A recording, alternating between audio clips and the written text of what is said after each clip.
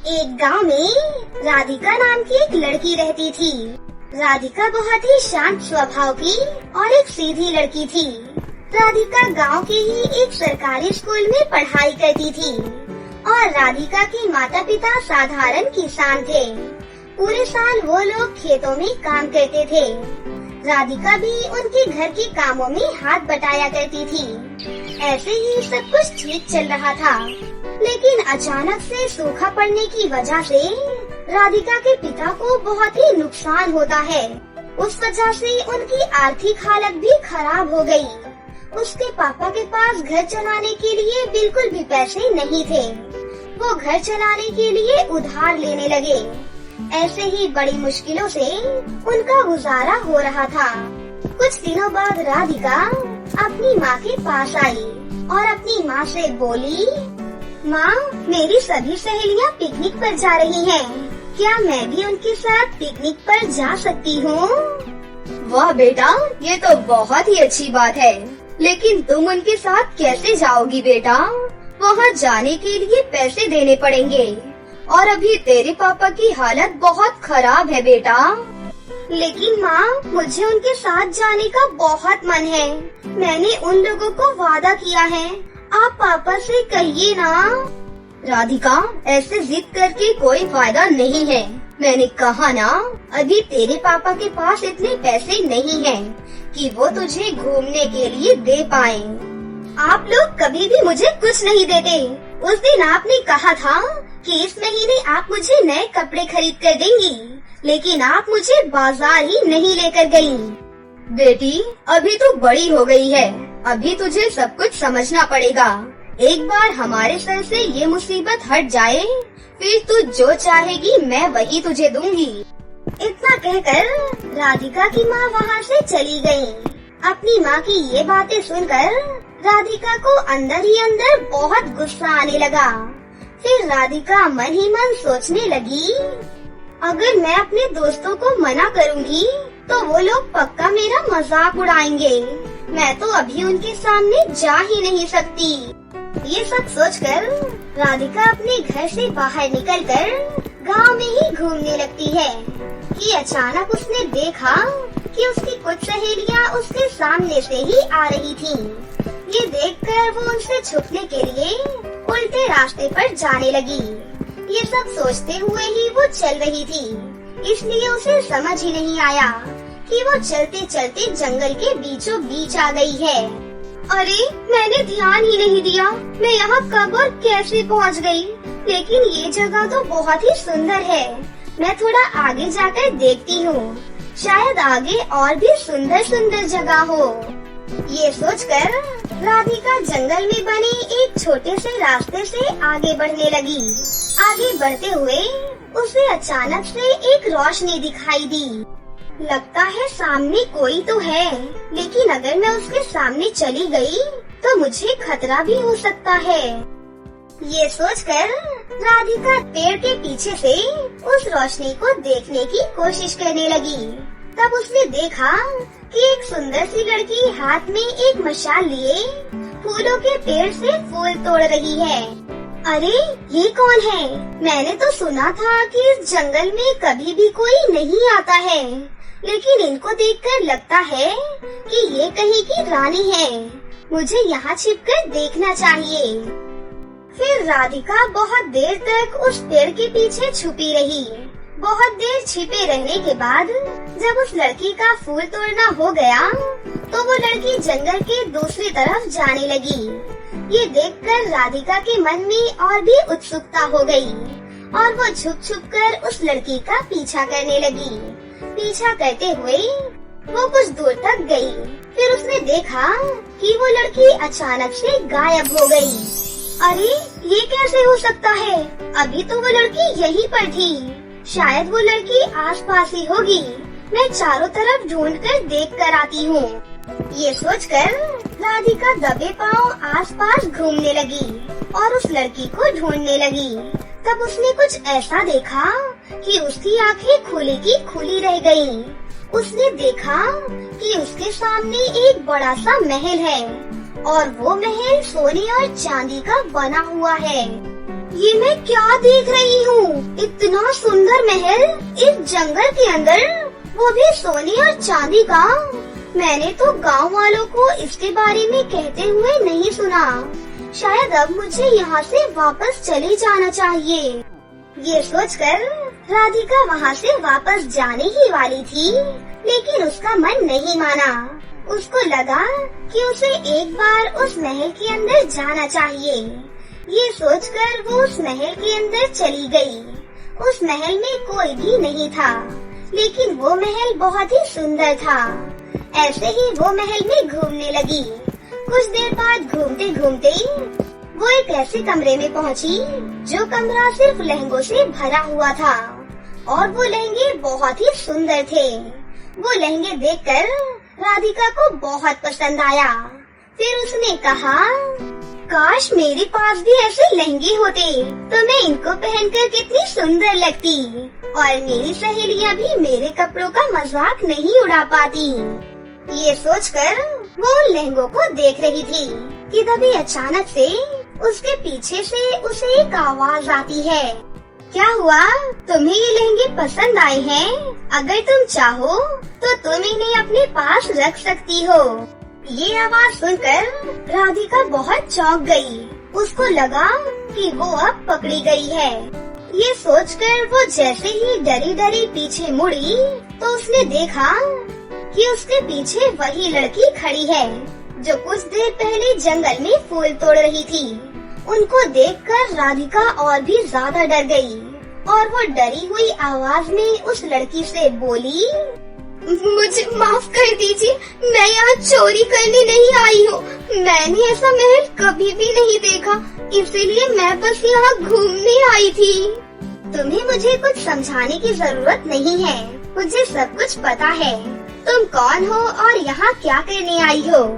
मैंने तुम्हें यहाँ आने दिया, इसलिए ही तुम यहाँ पर आ पाई हो। मतलब मुझे कुछ भी समझ नहीं आ रहा। आप कौन हैं और ये महल यहाँ पर कब से है? मैं जादुई लोक की राजकुमारी हूँ। ये महल यहाँ पर बहुत सालों से है, लेकिन मैं जब चाहती हूँ कि कोई ये महल देख पाए तभी वो देख सकते हैं। यहाँ पर मेरा कोई भी दोस्त नहीं है, इसलिए मैंने सोचा कि क्यों ना हम दोस्त बन जाएं। उस जादूगरनी की ये बात सुनकर राधिका को पहले विश्वास ही नहीं हो रहा था, लेकिन उनके ऊपर विश्वास करने के अलावा राधिका के पास और कोई भी रास्ता नहीं था। इस वजह से राधिका उस जादूगरनी के साथ दोस्ती कर लेती है।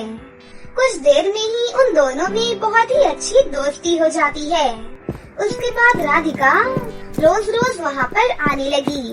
एक दिन उस जादूगरनी ने राधिका से कहा, राधिका ये देखो, मैं तुम्हारे लिए जादुई लहंगा लेकर आई हूँ। मुझे पता है तुम्हें लहंगा पहनने का बहुत शौक है, इसलिए मैं तुम्हारे लिए ये लहंगा लेकर आई हूँ। और ये सिर्फ लहंगा नहीं है, इससे तुम जो भी मांगोगी तुम्हें वो सब मिल जाएगा।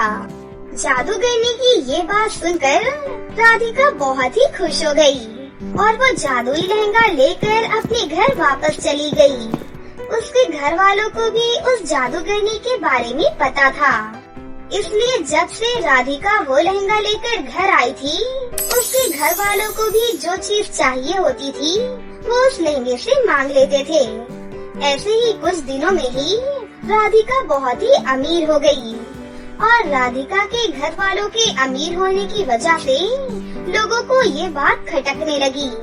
ये सब देखकर राधिका की सहेली ने जब राधिका से इन सब के बारे में पूछा तो उसने खुले दिल से उस जादूगरनी के बारे में अपनी सहेलियों को सब कुछ सच सच बता दिया। राधिका, मुझे भी उस जादूगरनी से मिलने जाना है, मुझे भी वहाँ पर ले चलो ना। मुझे भी वो सोने चांदी का महल देखना है। ये कहकर राधिका की वो सहेली राधिका से बहुत जिद करने लगी, और राधिका भी कुछ कर नहीं पाई और वो उसको अपने साथ ले जाने के लिए तैयार हो गई। तब उसकी वो सहेली मन ही मन सोचने लगी, अब मुझे कुछ भी करके उस जादूगरनी को अपने वश में करके उसका सब कुछ मुझे अपना करना पड़ेगा। ये सोचकर राधिका की वो सहेली उसके जान पहचान की एक चुड़ैल के पास गई और उसके पास से उस जादूगरनी को अपने वश में करने के लिए एक काला जादू किया हुआ गुलाब लेकर अपने पास रख लिया। अगले दिन राधिका अपनी सहेली को लेकर उस जादूगरनी के महल में चली गई। राधिका की सहेली को देखकर जादूगरनी भी बहुत खुश हो गई। तब राधिका की सहेली उस जादूगरनी से कहती है, मैं आपसे पहली बार मिलने आई हूँ, इसलिए मैं अपने बगीचे से आपके लिए एक सुंदर गुलाब का फूल लेकर आई हूँ। ये कहते हुए राधिका की सहेली ने वो शैतान जादू वाला गुलाब निकाला और उसने वो शैतान गुलाब जैसे ही जादूगरनी के हाथ में दिया तो वो धीरे धीरे बेहोश होने लगी। ये देखकर राधिका चौंक गई और राधिका की सहेली जोर जोर से हंसने लगी। राधिका की सहेली तभी राधिका को पकड़ने ही वाली थी, लेकिन उस दिन राधिका ने वो जादुई लहंगा पहना हुआ था। अचानक से उस लहंगे से तेज रोशनी निकलने लगी और उस रोशनी से जादूगरनी के हाथ का गुलाब जमीन पर गिर गया। फिर उस जादूगरनी को होश आ गया। फिर उस जादूगरनी ने राधिका की सहेली को पकड़ लिया और उम्र भर के लिए उसको कैद खाने में डाल दिया। लेकिन उस घटना के बाद उनकी दोस्ती और भी ज्यादा गहरी हो गई और उधर राधिका अपने माता पिता के साथ भी हंसी खुशी से रहने लगी। ये कहानी सदियों पुरानी है।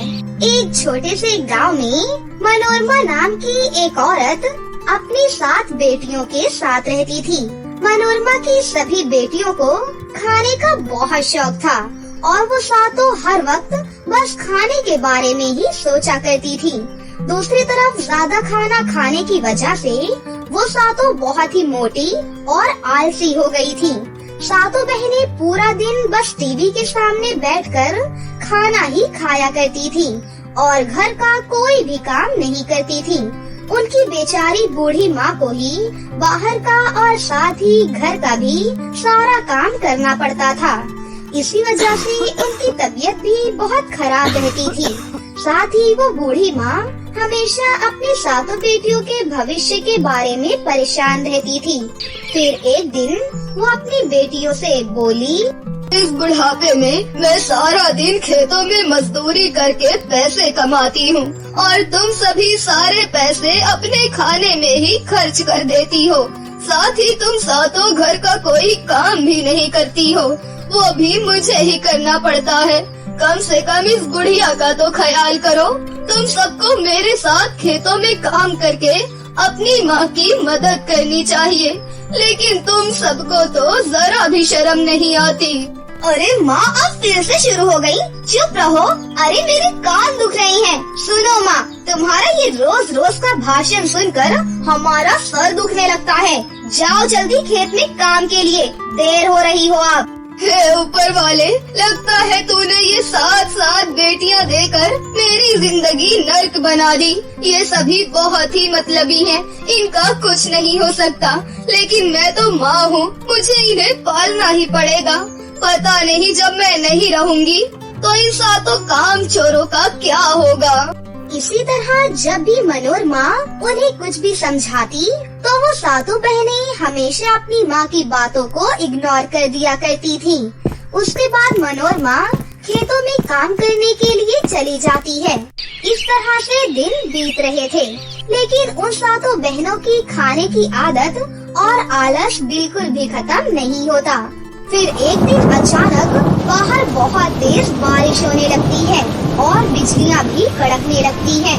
लेकिन फिर भी बेचारी मनोरमा को खेतों में काम करना पड़ता है कि तभी काम करते समय मनोरमा के ऊपर बिजली गिर जाती है। इतनी खतरनाक बिजली से मौके पर ही उसकी मौत हो जाती है। मनोरमा के मरने के बाद उसकी सभी सातों बेटियों की भूखे मरने की नौबत आ जाती है, क्योंकि वो सभी एक नंबर की आलसी और कामचोर थीं और उनका भूख से बुरा हाल था। फिर वो सातों लड़कियां अपनी भूख को शांत करने के लिए लोगों से भीख मांगना शुरू कर देती हैं।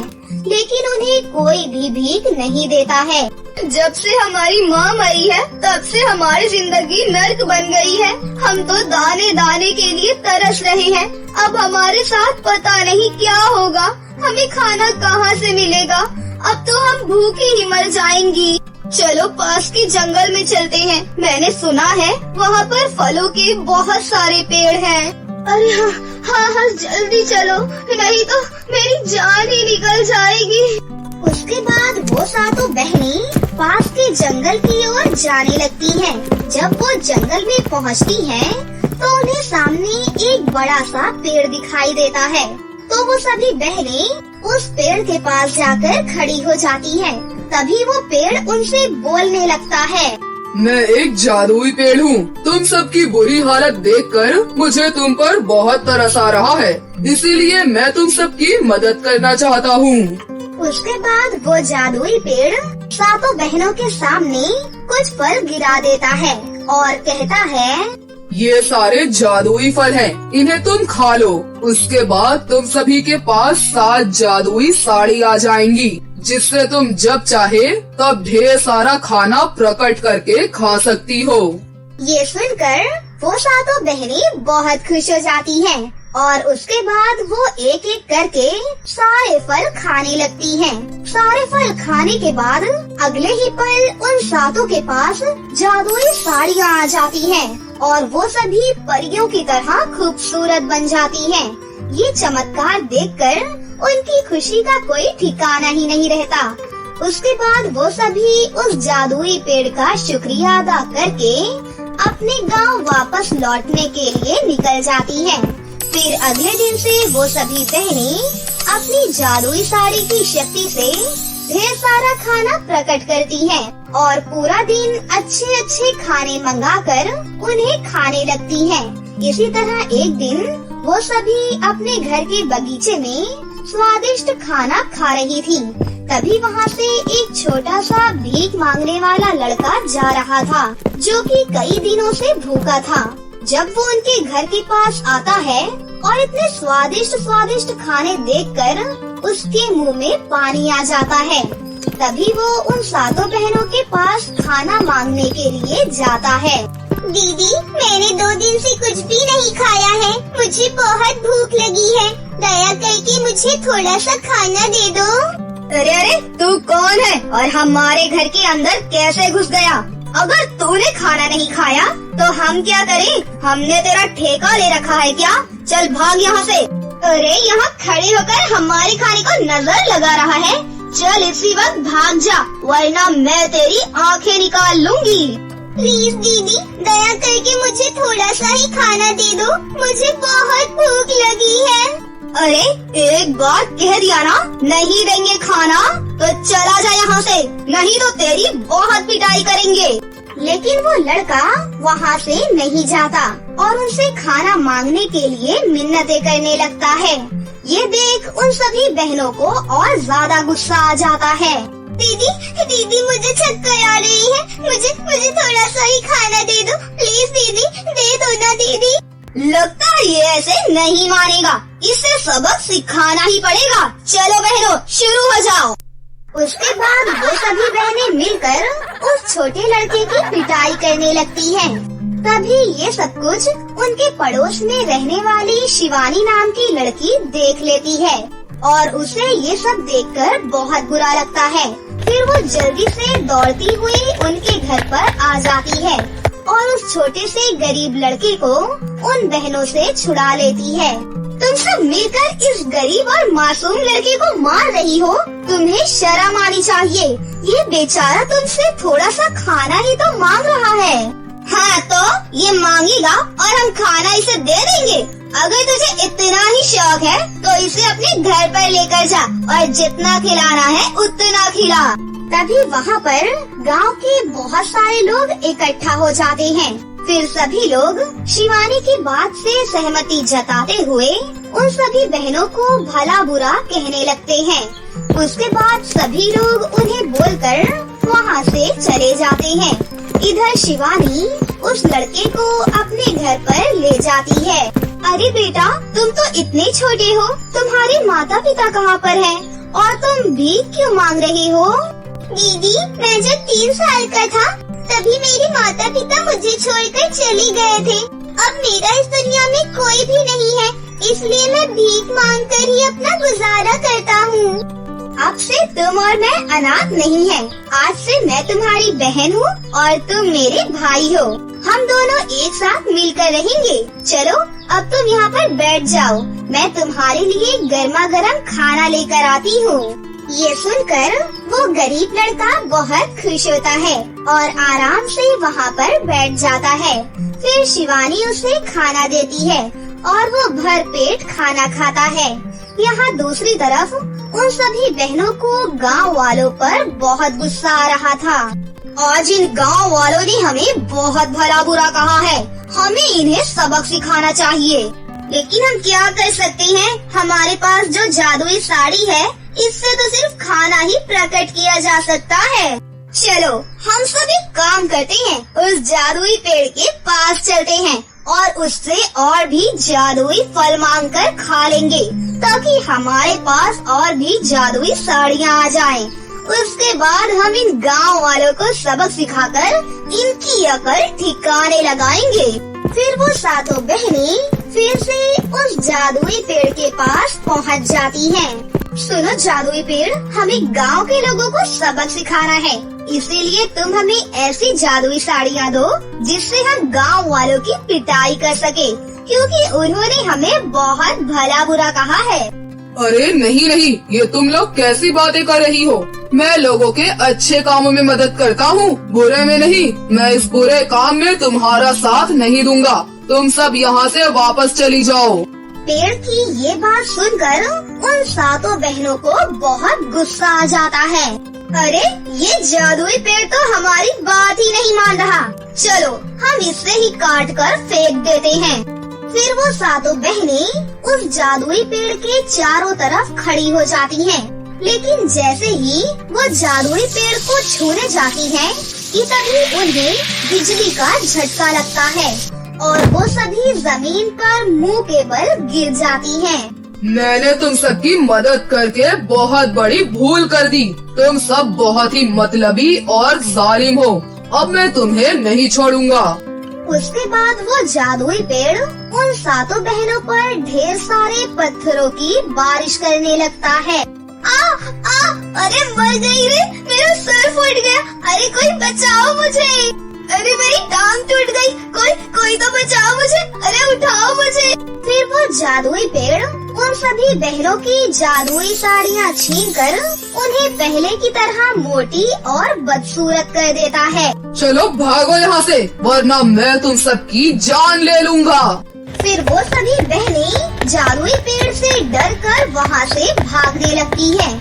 फिर जादुई पेड़ अपनी आंखें बंद करके शिवानी के बारे में सब कुछ पता कर लेता है और अपनी जादुई शक्ति से उसके घर के सामने एक जादुई साड़ी और खजाने से भरा एक बक्सा प्रकट कर देता है। फिर शिवानी जैसे ही अपने घर से बाहर आती है तो इतना सारा खजाना और साड़ी को देखकर हैरान रह जाती है।